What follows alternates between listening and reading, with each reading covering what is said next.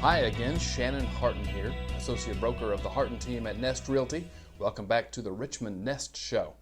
Today I thought we would talk about back-to-back closings. Now, you may not know what that means, but consider this.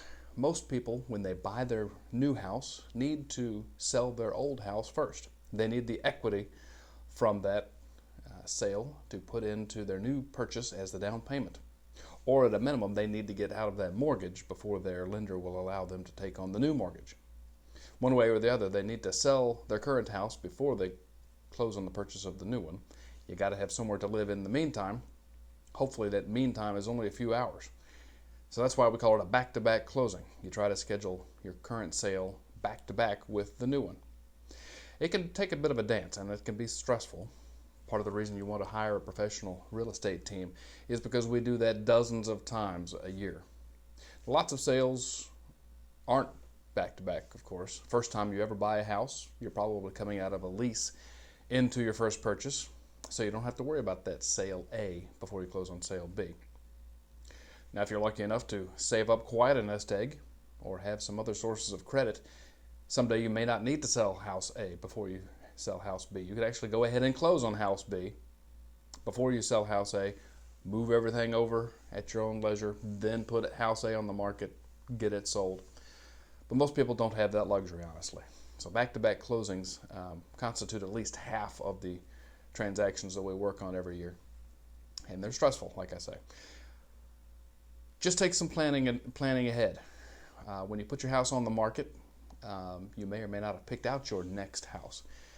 You may have your eye on it, but not want to make an offer because you can't make a non-contingent offer on that one until you've got an offer on yours.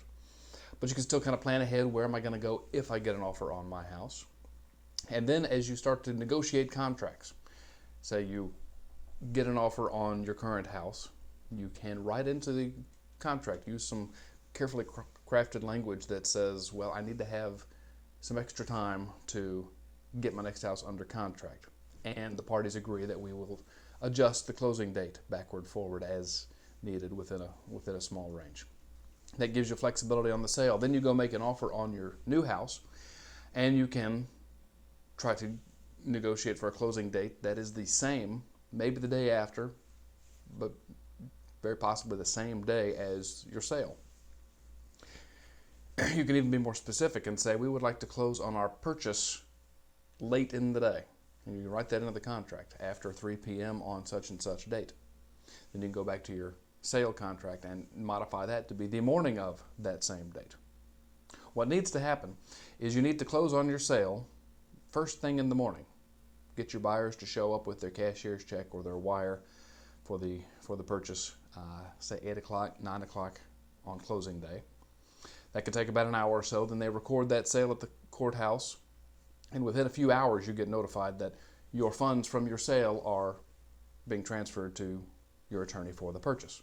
Then you can go close your purchase. There is that few hours in between. No way to do a true instant back-to-back closing, but it can be done within a few hours. Just takes careful coordination between sometimes 3 realtors in a row: the realtor on your sale, the realtor on your purchase, the realtor on the other side of your purchase. So it can. It just takes some coordination between the realtors, the lenders, the attorneys. But fortunately, it's something that we on the Harton team do on a real regular basis. We know the language that everybody speaks. We know the right terms to put into your contract to make it easy. What we can't do is help you pack, help you get everything on the truck, help you get it off the truck, which is going to be stressful one way or the other. But we try to remove all those other extraneous details so that you can focus on the move itself. Well, that's a little bit about back-to-back closings. We can't promise that they are easy, but we can promise they can be done, and we can get you there. Thanks for tuning in to the Richmond Nest Show. Hope to see you again soon.